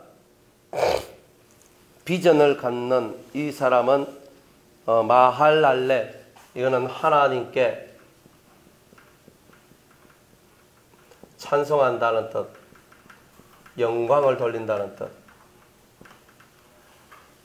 내가 이제 꿈을 가졌는 거예요. 꿈을, 비전을 가졌어요. 그래서 하나님 앞에 내가 열심을 내는 거예요. 최선을 다하는 열심을 가져요. 하나님, 저는 하나님 앞에 저는 이 광대한 소유를 얻기를 원합니다. 하늘의 신령한 복을 받기를 원합니다. 하늘의 은혜와 은사와 능력과 권능 안에 들어가서 저는 하늘 사람이 되기를 원합니다. 이 속에서 막 올라오는 거예요. 올라오는 거예요. 근데 왜? 왜? 맞죠? 왜 내가 너한테 능력을 줘야 돼? 왜 내가 너한테 그런 많은 하늘의 것을 줘야 돼? 하나님을 설득시켜야 되죠. 여러분들이 무작정 자 하늘 것 주세요, 하늘 것 주세요 한다고 하나님 주시는 게 아니잖아요. 왜? 여기에 정확한 답을 해야 돼요. 왜 내가 너한테 줘야 돼? 좋다. 한집사, 내가 너한테 방언 통변할 수 있는 은사를 줬다. 너는 나를 위해 뭘 할래? 이렇게 하나님이 묻는다면 집사님은 뭐라고 하실 거예요? 우리는 항상 하나님 앞에 달라고만 했지. 왜? 근데 상투적으로는 다 얘기해요. 하나님 영광을 위하여. 똑같아요. 여기도. 하나님께 찬송을 돌리고 하나님께 영광을 돌리기 위하여서 전하겠습니다. 이게 답이에요. 사실은. 그런데 하나님께 찬송을 드리는 자, 하나님께 영광을 돌리는 자의 의미를 깨달아야 된다는 거죠. 내가 너한테 능력을 주고 내가 너한테 네 기도의 소망을 들어주고 내가 너한테 많은 것을 부어줬다. 그럼 너는 나한테 뭘 할래? 그리고 나는 왜 내가 너한테 그것을 해줘야 되는지 너는 나를 설득하라. 주님은 이렇게 말하지 않겠어요? 무작정 고쳐주세요, 도와주세요, 살려주세요, 돈 주세요, 이거 해주세요. 근데 하나님 항상 묻잖아요. 내가 왜 해줘야 되는데, 이유가 뭔데? 그리고 만약 내가 너한테 그걸 해준다면 너는 나한테 뭘 할래? 주님은 이렇게 우리한테 묻는다는 거예요. 근데 우리가 거기에 대해서 정확하게 이 양심에 가책이 없는, 즉 양심 속에서 가장 확고한 대답을 하나님께 드릴 수 있어야 돼요. 저는 하나님의 찬송이 되기를 원하고 하나님 앞에 영광이 되기를 원합니다. 그래? 그러면 너는 어떻게 내한테 찬송을 하며 어떻게 너는 나한테 영광을 돌릴 것이냐? 예? 그렇잖아요. 항상 어떻게 방법이 나오잖아요. 너는 어떻게 내게 찬송을 돌릴 것이며 어떻게 너는 내게 영광을 돌릴 것이냐? 어떻게? 좀 더 구체적으로 어떻게? 이거잖아요. 만약 주님이 여러분들한테 불을 부어줬어요. 막 뜨거운 진짜 태양불 같은 그냥 뜨거운 불을 확 부어줘가 여러분 불덩어리 되고 막 능력자가 돼서 막 손을 얹고 기도하면 병 고치는 역사도 막 일나고 그저 성령 못 받은 사람에서 막 기도하면 성령이 막 받아지고 역사 막 일나요. 받았어요. 그런 거 주세요. 그래요. 그래 그런 걸 하나님이 주셨다 칩시다. 그것과 뭐 할래요? 여러분들이 받기 전에 이미 내가 그것을 받았을 때 내가 하나님 앞에 이렇게 하겠습니다라는 것이 정확해야 하나님이 주시지 않겠어요? 어린아이한테 칼을 쥐어줘봐야 어떻게 됩니까? 다치죠? 그래야 안 주는 거예요. 그러니까 여러분들이 내가 이것을 받았을 때 저는 하나님 앞에 이런 것을 통해서 이러이러한 영광이 드러나도록 하겠습니다. 정확하게 우리가 그런 목적이 하나님이 나한테 왜라고 물으셨을 때 왜에 대한 정확한 이유의 대답을 할 수 있는 그런 사람이 되어야 됩니다. 하나님께 찬송, 하나님께 영광을 돌리는 것 이거는 당연한데 어떻게 하느냐? 어떻게 너는 내게 찬양을 돌릴 것이냐? 어떻게 너는 내게 영광을 돌릴 것이냐? 이거 정확해야 된다는 거예요. 그런데 이거 정확하지 않으면 여러분들은 목적도 없이 방황하고 표류하는 신앙의 돛담배와 같아요. 노가 없어요. 돛이 없어요. 그런 배예요. 노도 없고 돛도 없다. 그러면 뭐예요?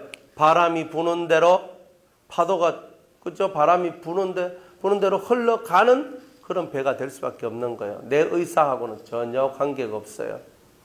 그러면 여러분들은 어떤 사람이 되실래요? 찬송과 영광을 돌리는 사람? 어떻게 돌리실래요? 이게 바로 여러분의 숙제예요. 여러분의 인생 속에 들어있는 가장 위대한 숙제 중에 하나가 어떻게 하나님께 영광을 돌릴 것인가. 성 프란시스는 자기가 전쟁을 통하여 환상을 보고 전쟁을 통해 큰 정신병을 얻었어요. 십자군 전쟁을 통해서. 군대 경험도 있어요. 자기 아버지는 부자예요. 상인인데. 그런데 그 속에서 자기는 아무것도 얻지를 못해요. 그런데 자기가 병중에서 하나님을 만나요. 하나님의 계시를 받고 하나님의 음성을 들어요. 그리고 자기의 모든 소유를 버립니다. 어느 날 아버지가 수도자가 되어 있는 프란시스 찾아왔습니다. 네가 입고 있는 옷, 네가 입고 있는 모든 거 그거 다 내 거야. 나한테서 나간 거야. 너는 내 말 들어야 돼. 아버지가 강압적으로 명령을 합니다. 맞잖아요. 아버지가 벌어가지고 내가 호요식하고 밥 먹고 내가 좀 살고 있는데 남 도와주는 돈도 다 아버지 거고 모든 게 다 아버지 거였거든요. 프란시스가 그때에 시장 한복판에서 아버지에게 예 아버지, 아버지의 것이니 돌려드립니다 하고 자기 옷을 홀딱 벗고 그 옷을 아버지한테 드리고 벌거벗은 자의 모습으로 그 광장, 시장 광장의 길을 나갑니다. 그래서 성 밖으로 나가서 누더기 옷을 하나를 걸칩니다. 일평생 그 누더기 옷을 벗지 않습니다.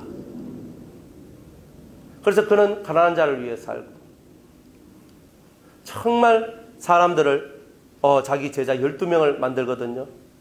그 12명을 만드는데 예수님처럼 한 명의 제자가 자기를 배신하는 제자 또한 나왔어요.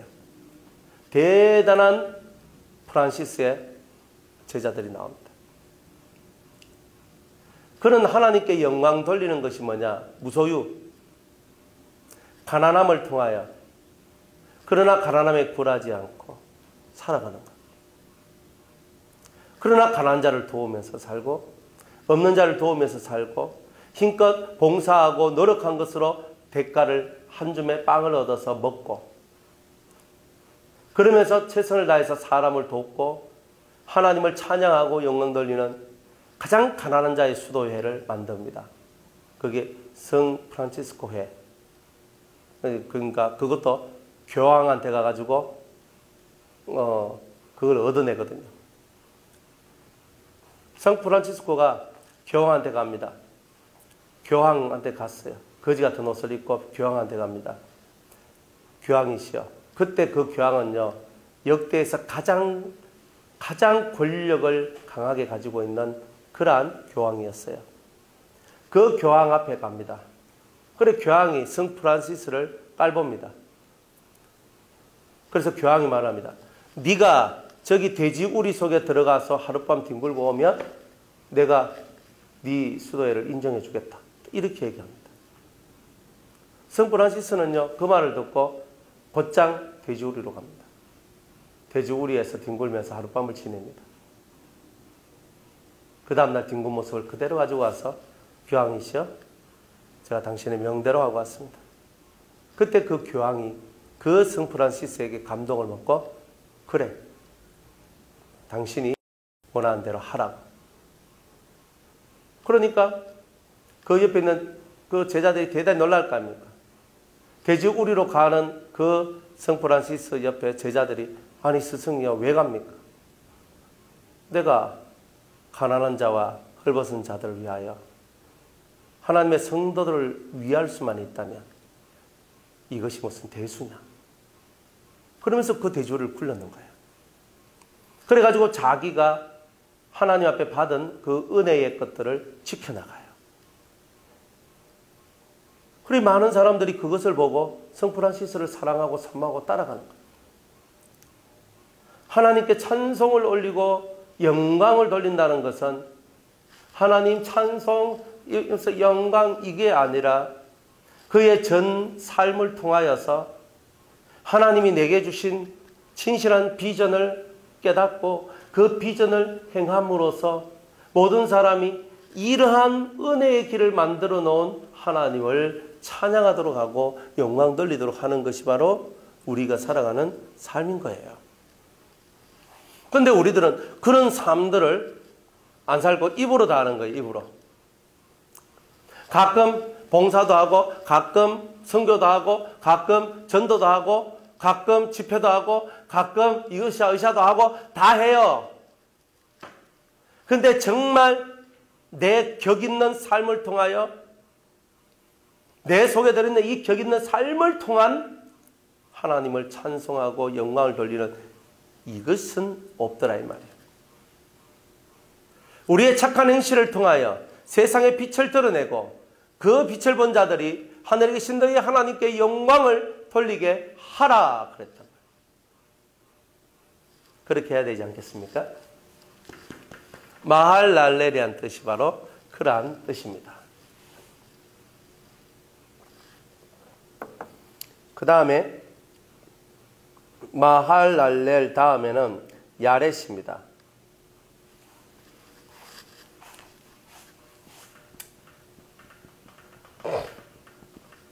야렛은 후손, 또한 내려온 자, 이런 뜻을 가지고 있어요.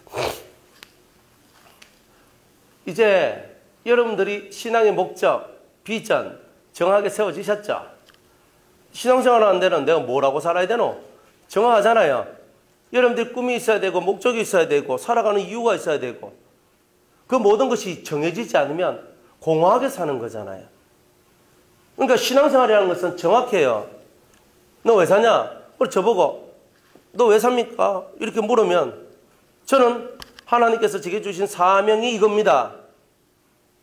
당신 사명이 뭐요? 예수님의 제자를 만드는 것이 저의 사명입니다. 에이. 사람들은 당연 우리 다 예수님이 제자인데요. 아니거든요.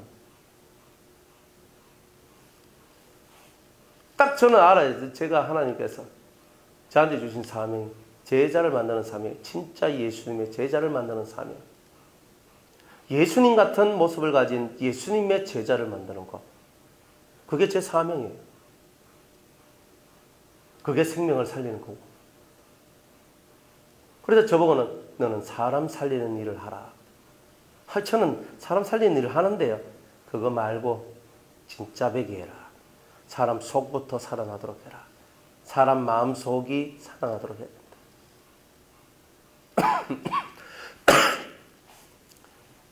아는 거예요. 아니까 저는 아는 길 가잖아요.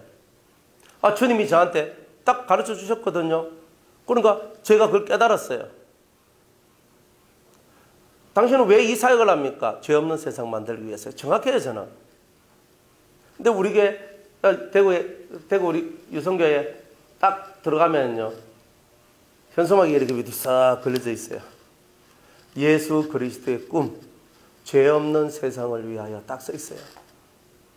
제가 수년 전에 주님께서 그걸 다 이렇게 깨닫게 주셨어요. 그래서 이 마음속에서 그 슬로건을 제 속에 다 갖고 있는 거예요. 예수님의 꿈이 뭐냐? 예수님의 꿈이 내 꿈이다. 죄 없는 세상을 만드는 것이다. 근데 이거예요.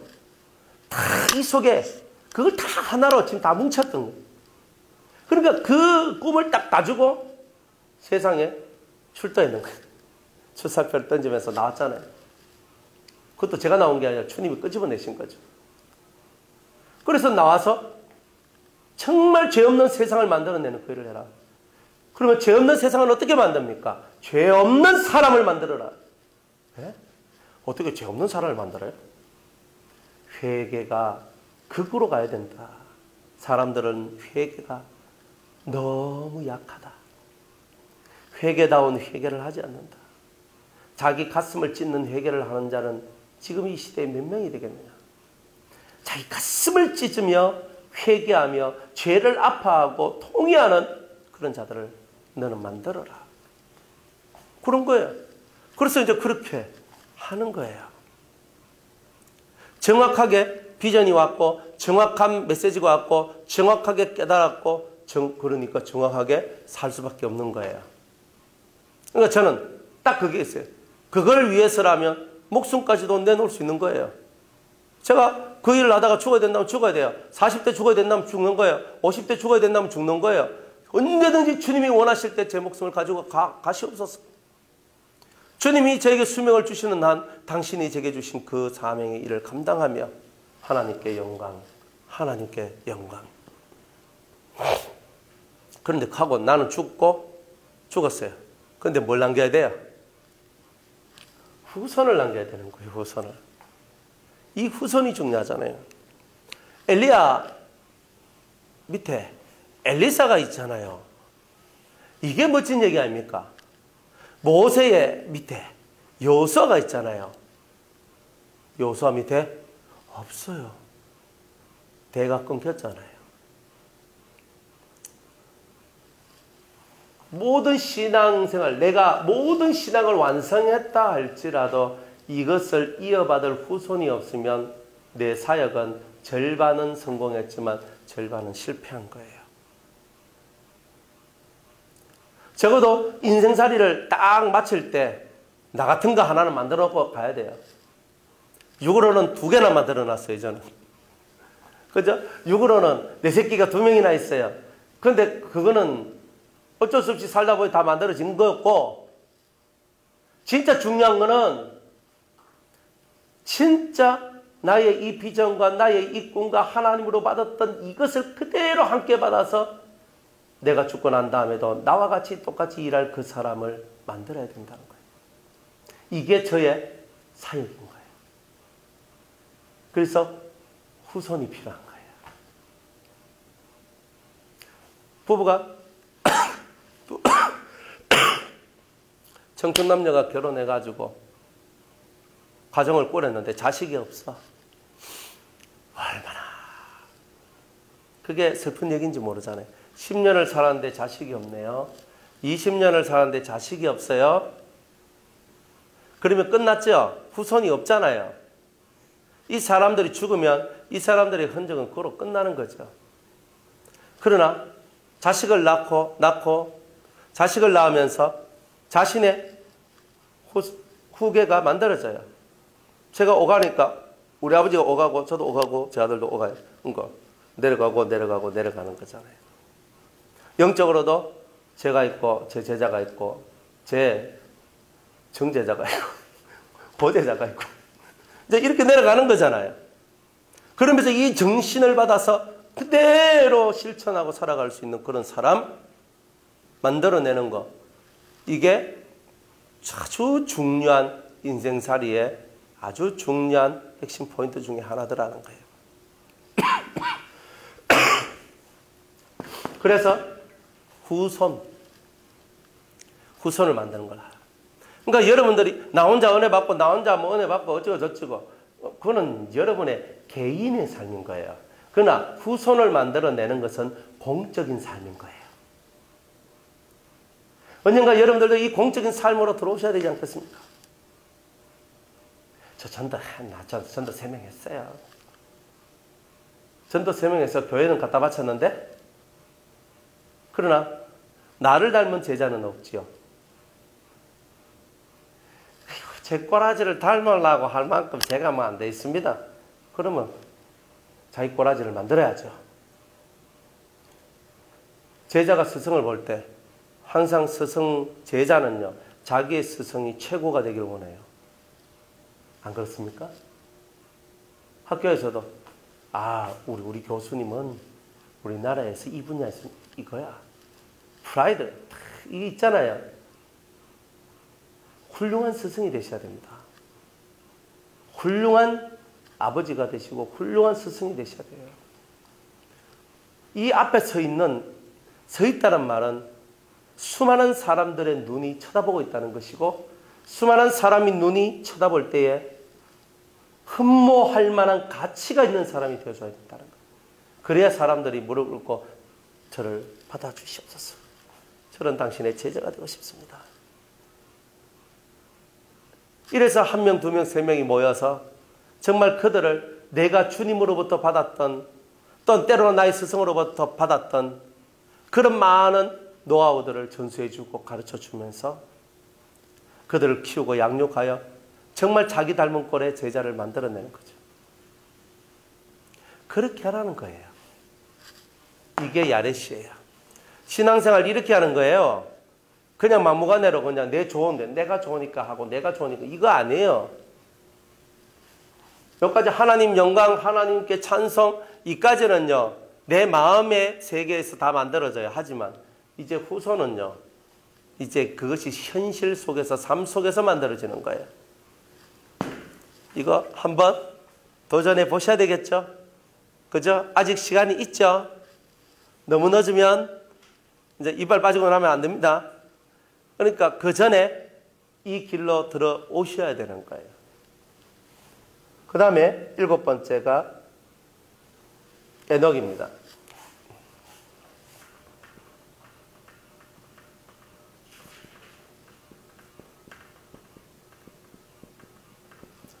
에녹이라는 분, 여러분들 너무 잘 알죠? 아담의 7대 손인데 이분은 바친다 그런 뜻을 갖고 있고, 그리고 봉헌된 자다 이런 뜻을 갖고 있어요.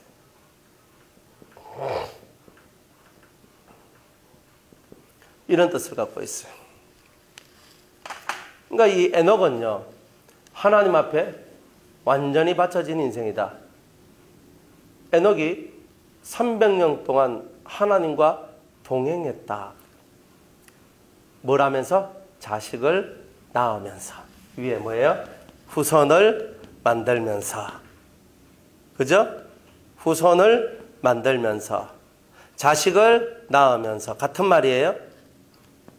에녹은 하나님과 300년 동안 동행하더라 그랬어요.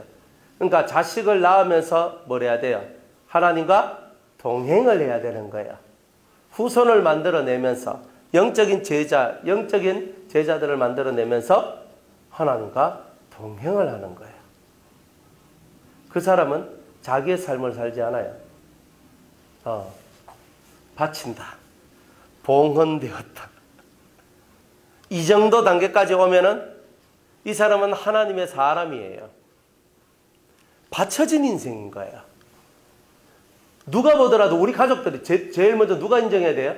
가족들이 인정해줘야 돼요. 저 사람은 하늘 사람이다. 내 남편은 하나님의 사람이다. 내 아내는 하나님의 사람이다. 내 자식은 하나님의 사람이다. 나의 부모님은 하나님의 사람이다. 이게 인정되어야 받침받은 거고 봉헌된 거죠. 하는 행실들이 땅의 사람이라면 인정이 안 돼요. 하늘 사람과 같은 모습이 되어 있는 거예요.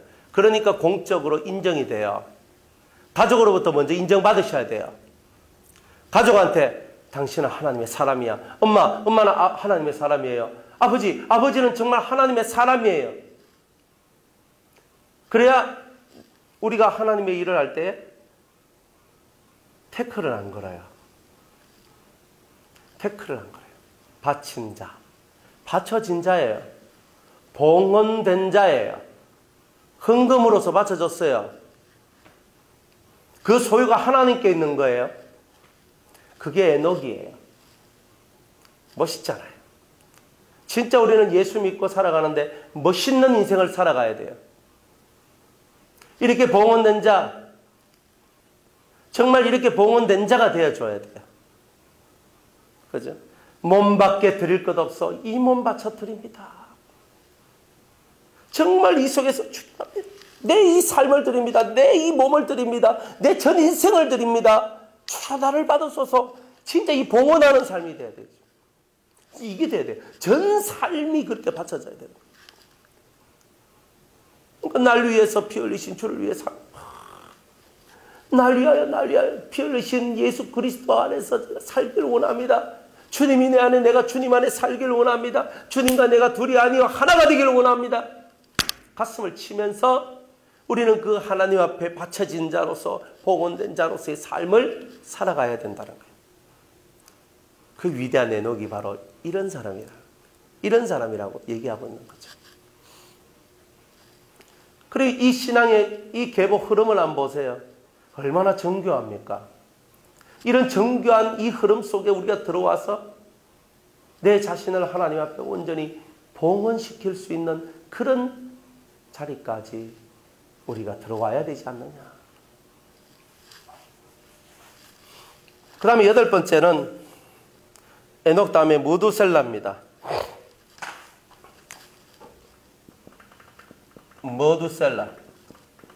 머두셀라는 뭐냐 하면은 창을 던지는 자야. 자, 에녹은 하나님 앞에 바쳐졌어요. 전 인생을 하나님께 드렸어요. 복원된 자예요. 그러나 이제 세상을 향하여 성도들의 사람의 마음을 향하여서는 뭘 하는 자? 창을 던지는 자예요. 창을 던지는 자란 말은 심판이에요. 심판의 메시지를 던지는 자가 돼야 돼요. 우리들은 그냥 예수 믿고 그냥 하는 것처럼 보이지만 절대 안 그래요. 사람들은 방종하거든요. 우리 속에는요, 거룩한 창이 들려져 있어야 돼요. 하나님의 심판을 두려워하라. 하나님이 창을 들었다. 이거예요. 그러니까 메시지가 흘러나오기 시작하는 거예요. 하나님께서 이 땅을 치실 것이다. 이 땅을 불바다로 만들 것이다. 그날이 오기 전에 우리는 회개하고 여호와께로 돌아가야 된다.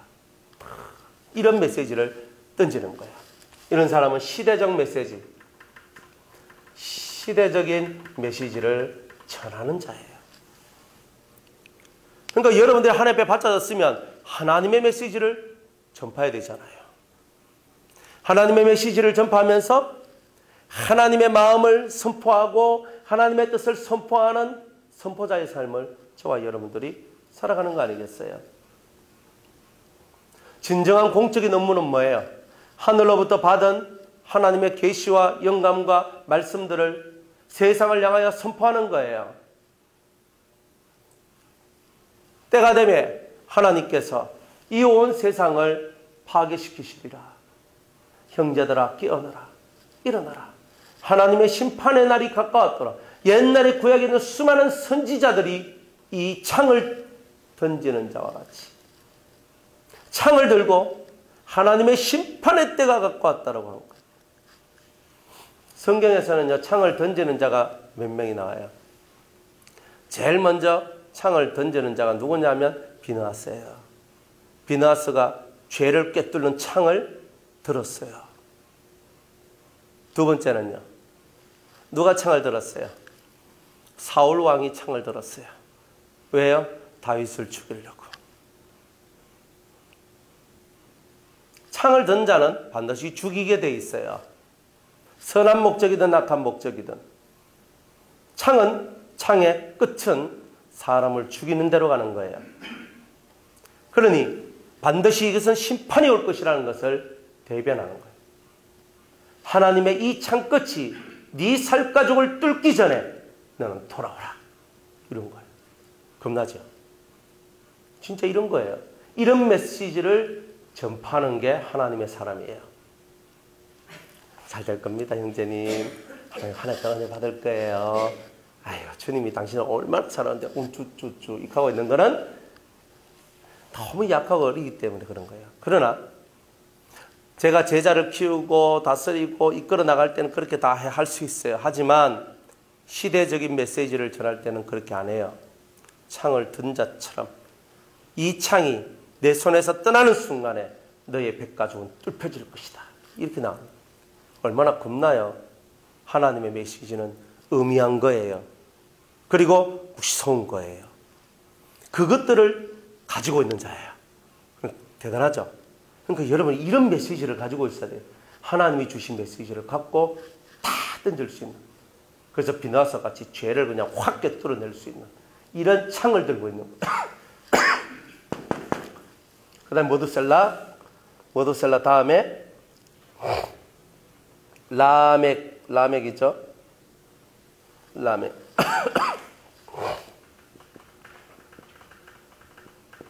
라멕은 능력 있는 자. 기도하는 자. 뭐 이런 뜻을 가지고 있어요. 창을 던지는 자예요. 메시지를 던져요. 그것뿐만이 아니라 그 다음에는 능력이 있다는 거예요. 그 다음 단계가. 능력이 뭐냐면 할 수 없는 것을 할 수 있게 만드는 거예요. 이게 능력이에요. 이거 못해요 하는데 다 해. 할 수 없을 한 걸 다 해버려요. 이게 능력이에요. 근데 그 능력이 어디서 나와요? 기도로부터 나오는 거예요. 이 사람은 기도에 파워가 있어요. 입에서 하나님 앞에 기도한 모든 것들이 땅에 떨어지는 것 없이 다 이루어지는 사람이에요. 이게 우리 그리스도인의 로망 아니에요? 그죠?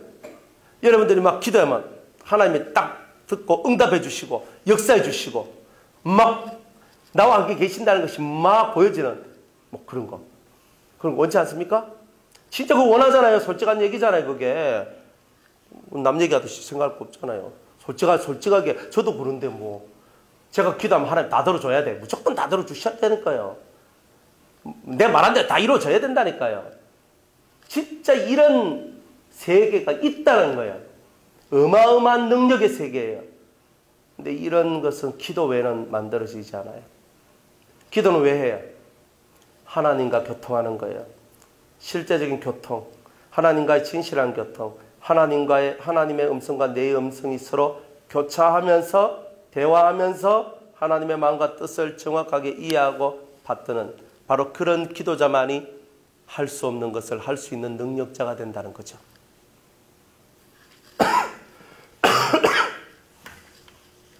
그래서 이런 능력의 세계가 펼쳐집니다. 사무엘이 얼마나 능력이 있었냐면 그 입에서 나온 말이 하나도 땅에 떨어지는 것이 없었더라. 다 이루어졌더라. 이게 보통 일입니까? 우리 맨날 공수표 뭐 엄청 많이 날리는데 사무엘은 공수표 안 날려요. 이게 진짜 능력이라니까요. 이런 능력의 세계로 우리가 들어간다 이런 뜻이에요. 마지막 10번째는 노아예요. 노아라는 이름의 뜻은 휴식, 쉼, 이런 뜻이에요. 아니, 이 아들로 인해서 아니한다. 아니한단 말이 휴식이다, 쉼이다, 이런 뜻이에요. 이거를 조금 어려운 말로 고치면 안식이라 이렇게 얘기를 합니다. 그래서 마지막 10번째는 안식을 얻는 거예요. 안식을 얻어요. 그러니까 1번부터 10번까지가 이렇게 해서 끝나는 거예요. 그럼 마지막은 뭐냐? 신앙의 마지막은 뭐예요? 쉼이죠. 안식이죠. 안식은 언제 얻어요? 그냥 죽으면 얻지. 죽어봐야 안식을 얻는가? 여러분들 속에 있는 죄의 활동이 다 사라지면 안식이 옵니다. 여러분들이 의로 채워지면 안식이 옵니다. 그러니까 이 노아는요, 죄가 없고 의로만 채워졌다는 거예요. 그래서 그 이름이 휴식이라는, 쉼이라는 뜻을 갖고 있는 거예요. 그래서 예수님한테 간 자는 다 쉼을 얻죠. 우리를 찾아오는 사람들도 쉼을 얻어야 되죠. 안식을 주는 자가 돼야 되죠. 쉼을 주는 자, 휴식을 주는 자. 너무 불편하게 하고 너무 힘들게 하는 사람이 아니라 저 사람은 큰 나무다. 저 나무 아래 거하면 나는 쉼을 얻을 것이다. 이런 자가 돼야 되죠. 결국 노아는 뭐예요? 큰 나무라는 뜻이에요. 거대한 나무 밑에 사람들이 옹기종기 앉아서 낮잠을 자고 휴식을 하고 그 속에서 평안을 누리는 바로 그런 것이 바로 노아예요. 하나님은 마지막 신앙의 단계가, 신앙의 마지막 끝자락은 너희들은 너희 심령은 안식과 쉼을 누리고 다른 사람한테는 안식과 쉼을 주는 자가 되도록 해라. 이것이 바로 신앙의 끝자락 속에 있는 얘기다. 자, 이런 겁니다.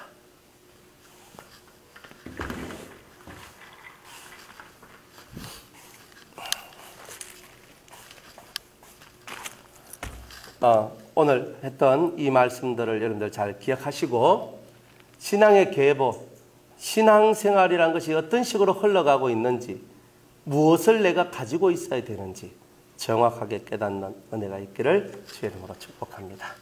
여기까지 합니다.